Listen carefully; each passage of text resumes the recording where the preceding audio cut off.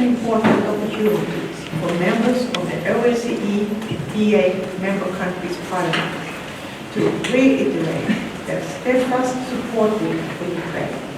The brave people of Ukraine have demonstrated remarkable ability to defend their country and in defense of our common values.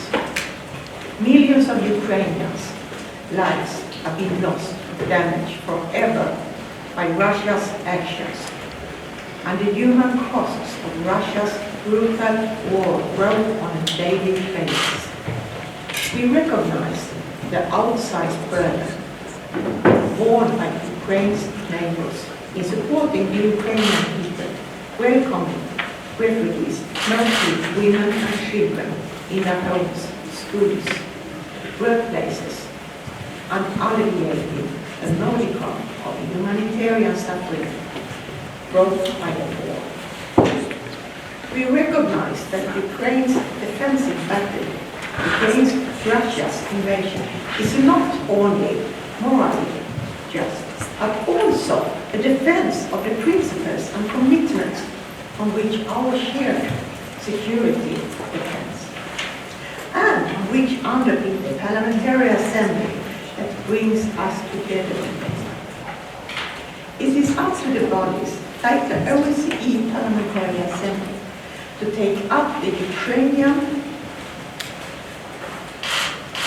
causes in the political sphere. And this is what we are doing today and tomorrow. Since the legal annexation of Crimea in 2014, the PA's commitment to Ukraine has been unmatched. We have visited Ukraine, debated the situation in the country at all of our meetings of the past 9 years. We have consistently condemned Russia's clear, gross, and uncorrected violations of its commitments as an OSCE participating state, and its illegal war against another member country, Ukraine. This is not only a war on the Ukrainian people, it is also an affront to the core principles of the OSCE. In the face of this attack on the organization, we are determined to maintain the OSCE as an organization respectful of its founding principles. And this requires that we, members of Parliament, follow our rules and continue to do our work. Just to clear up some confusions about the winter meeting and the controversies surrounding it. The OSCE PA has rules that we follow in how we conduct our activities.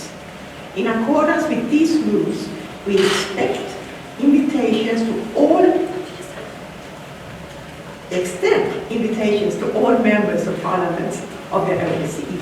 The Russian Federation and Belarus are participating states of the OSCE. And like all participating states, they are duly invited to the statutory meetings of the OSCE Parliamentary Assembly. Since Russia launched its war against Ukraine, members of the Russian Parliament have been under sanctions by the European Union. In the past 2 OSCE Parliamentary Assembly meetings, in the UK and in Poland, the national authorities decided to deny entry to Russia. But in the case of this meeting, there is a significant difference because Austria is the host country of the OSCE, and as such, it is required to facilitate entry to officials' OSCE meetings like this one. It is not up to PA, OSCE Parliamentary Assembly, to determine the specific composition of delegations.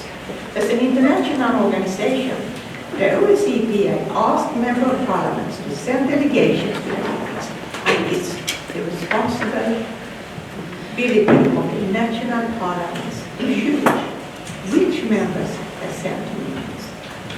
So if there are concerns about specific members of the Russian delegations. These questions should be posed to the Russian parliament.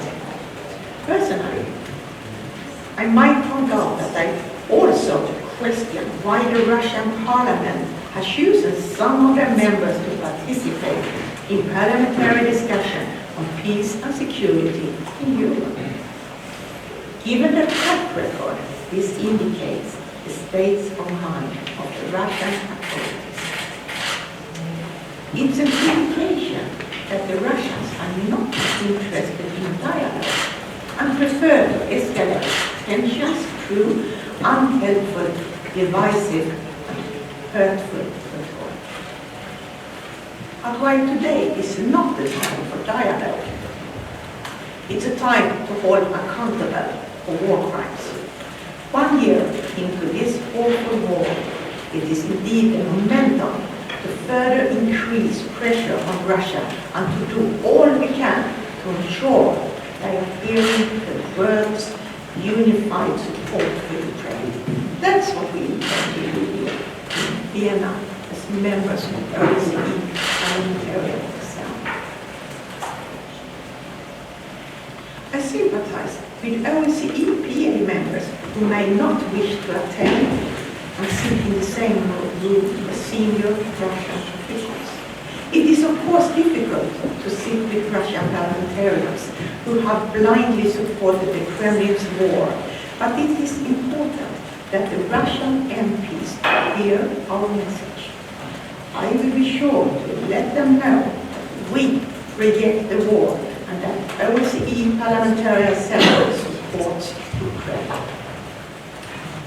And equally important is to remind that the OSCE Parliamentary Assembly demands an end to the war with full respect to the sovereignty and territorial integrity of Ukraine within its international recognized borders.